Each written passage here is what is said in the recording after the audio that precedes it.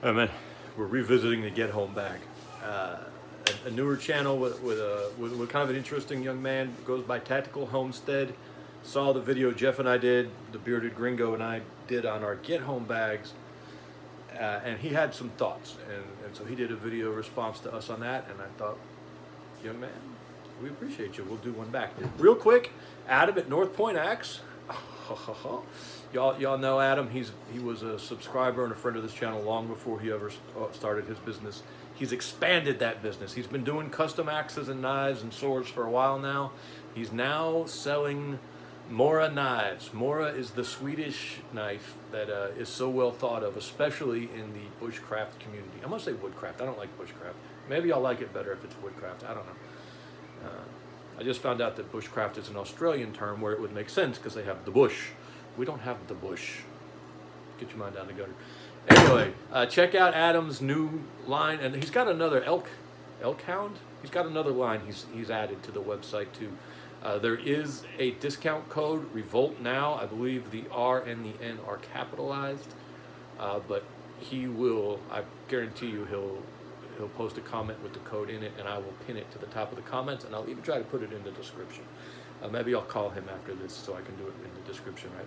So go check out Adam. He's one of the good ones, and he's selling good products, and we need to be supporting our own. We don't need to be spending our money at China Mart or with some godless hippie in Seattle who we don't know what the hell he's doing with the money. Adam's a good family man. He's a patriot, big supporter of the Second Amendment. He's one of us. So go support him. Discount code Revolt Now. Get either good custom stuff, or if you want the MoraKniv for the elk. What? I think it's elk hound. Oh, I don't know. I hate that. Dadgummit. We will plug this some more going forward, though. Okay, so Tactical Homestead and the Get Home bag. Okay, baby, you can say hello. We're doing it again. We didn't use that one. Say, but don't keep bouncing through. The Get Home bag, real quick, because I don't want this to take, the last attempt that she photobombed took 25 minutes, and I don't want it to take that long. I'm gonna try to have it in like under 12. Get Home bag. You're away from home, something happens, you have to be able to get home under less than ideal situations. You have to prepare for the worst, so you have to be prepared to get home on foot from whatever the normal distance you are away from home. For the bearded gringo and I, that's about 100 miles, sometimes a little more, sometimes a little less, right around 100 miles. Sometimes we are 120, 130, 140 miles away from home, but we're just going to go with the 100 miles. And so our Get Home bags are set up for 5 days of travel. 100 miles in 5 days is very, very, very optimistic, and Tactical Homestead points that out in his videos. Incredibly optimistic. Very difficult to do. That's 5 consecutive 20-mile days. It's doable. Men do it, but it's young men. It's young men. Very, very difficult. But you saw why I have to get home. I have things I have to get here for. I have done something similar when I was younger, obviously a long time ago, 20 years ago. I'm a little stronger mentally than I was back then. I'm nowhere near as strong physically. But you just got to try to get it done. Sorry, we got a motions activated light in here. By the way, Adam, your sax is a great insulation knife. I'm in the middle of rehabbing a major plumbing crisis, so trying to get this done sort of in the middle. But your sax is an amazing insulation knife. Anywho, go check out Adam at northpointaxe.com. So the young man had some really good thoughts on his field expedient mattress. He has contractor bags. He's going to stuff leaves in them and make himself a mattress to keep him up off the ground in cold weather so it doesn't suck the heat out of him. That's an incredibly important thing most people don't think about. You can't sleep on the ground in cold weather, man. I mean, you can, but you won't like it, and it makes survival far less likely. So he had a really good idea there, and I might look, and I'm probably going to add a sleeping mat to my rig. But I like that idea, and I do have the big heavy-duty contractor bags on the truck. So if I didn't have the sleeping mat. I will be incorporating that if something happened. I would grab the contractor bags for that purpose. Excellent idea, young man. I don't know where you heard it from, but you taught me something. Okay, so now there's some areas where I desperately disagree with him. Now he has two videos. One is his ideal rig and one is his poor man rig. His poor man rig is better than his ideal rig, and I'll tell you why. The get home bag is not about survival. It's not about pioneering. It's about getting home quickly with as little impediment as possible. And so his ideal rig has a lot of things that are interesting for survival. Baofeng radio, a bunch of different lights, a couple of compasses. I think there were 2 compasses. There might have only been 1. Okay, I got a problem with anything that's battery powered in this application. And I actually like the Baofeng radio. I do. His reasoning for the Baofeng is really good. You can listen to the weather channel. Now he has a weather radio too, and that's a redundancy, because anything the weather radio do, the Baofeng radio can do. So you don't need them both. But he got them both in that ideal rig. But even the Baofeng, the battery's not going to last. He says 10 days. He says if he had to do 100 miles, it'd take him 10 days, and that's not an unreasonable assumption. He's right there. I'm being wildly optimistic. I'm assuming that something crazy happens and I find a bicycle or something to be able to do 100 miles in 5 days is not reasonable. But I've been accused of not being reasonable before. Baby, that's just going to keep happening. Don't worry about it. Okay. So, and he has a GPS too. A GPS and a lot of lights. And none of these batteries are going to last for his 10-day trip. The Baofeng battery won't last. The GPS battery won't last. Most of his lights won't last, especially because when you use a light, you have to keep using the light because it wrecks your night vision, and it takes 30 minutes for your night vision to restore.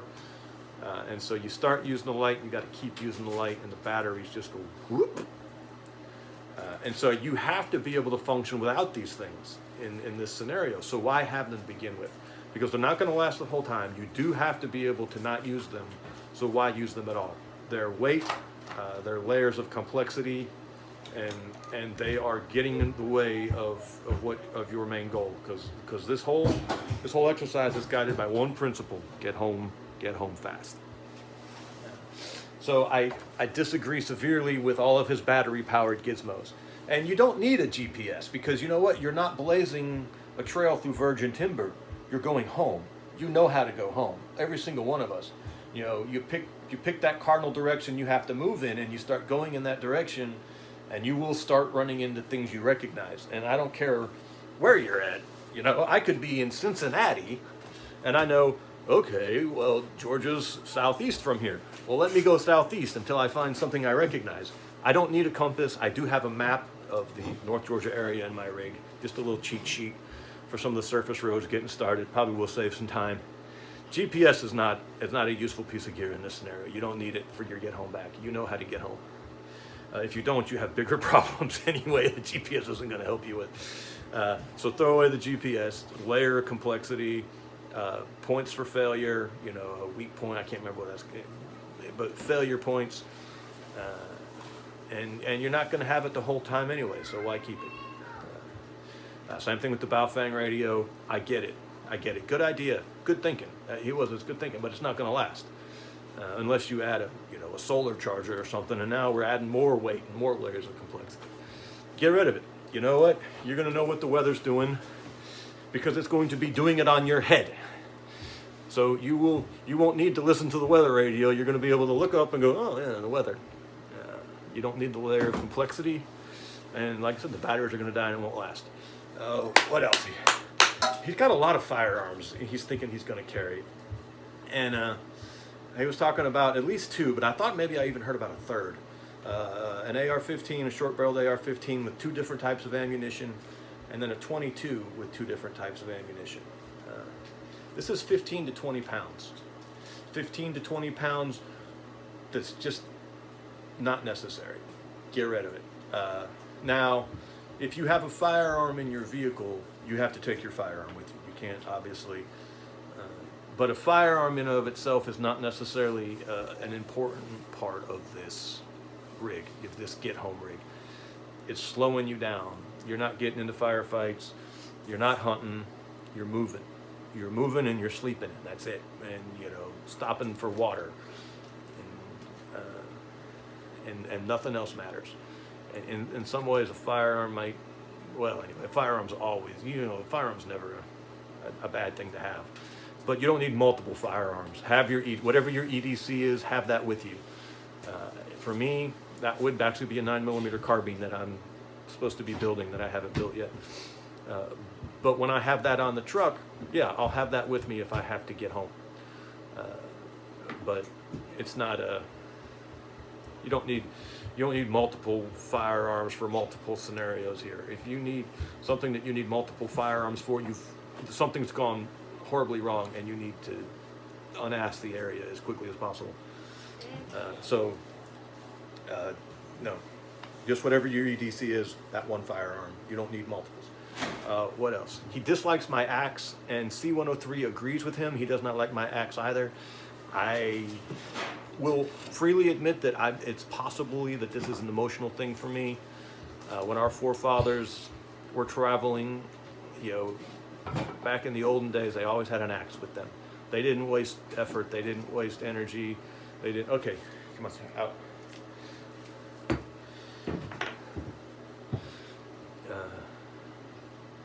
You can say hi if you want, but that's it. You can't be photobombing the. If you need an axe, you're gonna need an axe. He has a saw in his rig, and I'm sorry, a saw is a very limited tool. It only has one trick. It only does one thing. It does that thing very well. I was using the saw today for pruning my apple trees. It's not what you need for this scenario. And he also has a lockpick set in case he has to break in somewhere. And I'm thinking, axe. If you need an axe, you've got to have an axe. If you need a saw, you don't have to have a saw. There's ways around what you do with a saw. You need an axe, you got to have an axe. I think for me, it's important. But might not, throw it away if it's not important for you. Like C103 said, when he spent time on the Appalachian Trail, Jeff's trying to call me for the second time. I will call you in a minute, Jeff. Don't take the axe. I have the axe. I think it's important.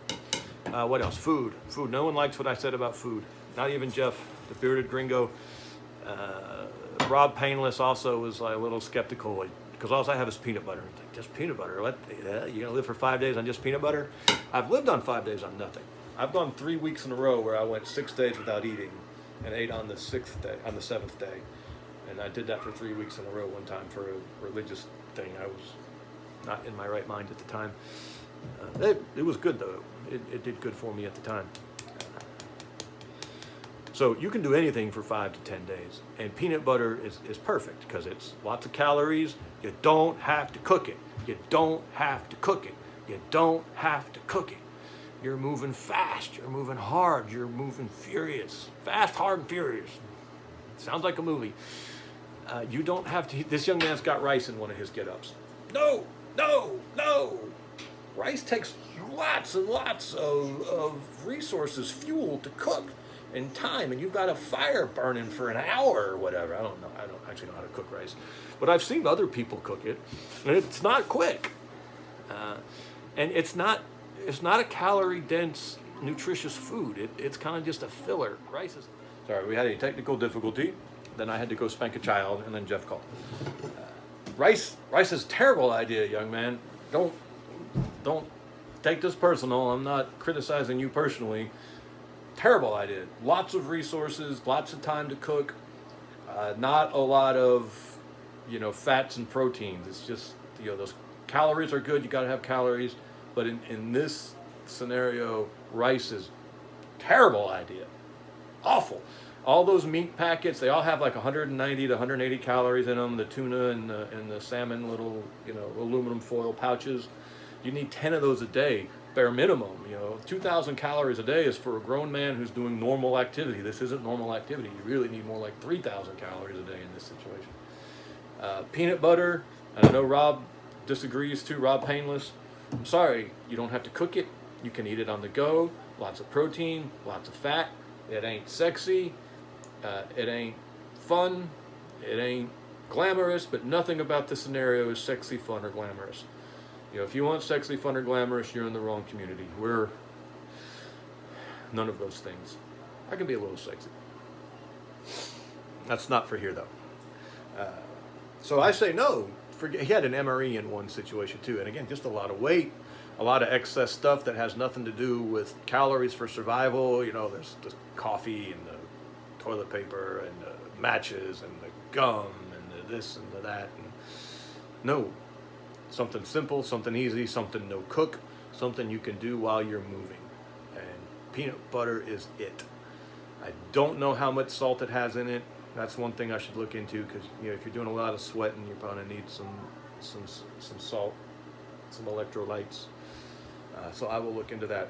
But all this other stuff, terrible idea. Terrible idea. Doesn't have what you need. Weighs too much. Now someone else is trying to call. Weighs too much. Sasquatch, I'll call you later. Damn it. Weighs too much. And takes up too much room. Did I talk about his fire? I think I talked about his firearms. Too much. You don't need all that. We talked about the axe. If you don't like it, don't take it. I personally am going to take it. His contractor bag mattress was an excellent idea. All the battery-powered gizmos are a terrible idea. What else? Anyway, go watch his video. He's got some good ideas. He's definitely thinking he's not going to die from lack of preparedness. He's definitely prepared. You know, I wouldn't be embarrassed to have to get home with him. He definitely would have what he needed. He probably has way too much of what he needs. But anyway, but I say light, uncomplicated, unencumbered. Go home fast. Don't get bogged down with nothing or nobody, because you are needed at home, young man. There are a woman that needs you. There's old people that need you. There's children that need you. There's a community that needs you. And you can't do nobody no good out there on the road cooking rice for an hour a night. The other thing is, I forgot to tell, I never said this when I was talking to everybody, but I would move at night. I wouldn't sleep at night. You know, in the winter, you want to sleep during the day when it's a little warmer, and you want to move at night when it's a little easier to hide and a little safer. In the summer, it's the exact opposite. You don't want to be moving during all the heat of that day. You want to move at night where it's a little cooler and, again, still easier to hide. Now, if you're paying attention, you'll realize that I've said that I don't have much use for a flashlight. You're thinking to yourself, you're moving at night without a flashlight? It's possible. It's doable. It's very doable. Most nights it's fine, especially if you're moving down the highway. So anywho, that's something I forgot to say.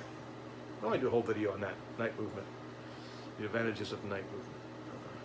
All right, go check out Tactical Homestead. He's got a new channel. He's got some interesting ideas. He seems to be one of us. And if you don't have a get-home bag, get a get-home bag. Because unless your commute is 10 miles or less, there's a chance you need one. And they don't have to be complicated. They're better to not be complicated. But you need something. You need water. You need a certain amount of calories, and you need to be able to overnight. And then you need to be able to take care of your feet. So water, calories, overnight, take care of your feet.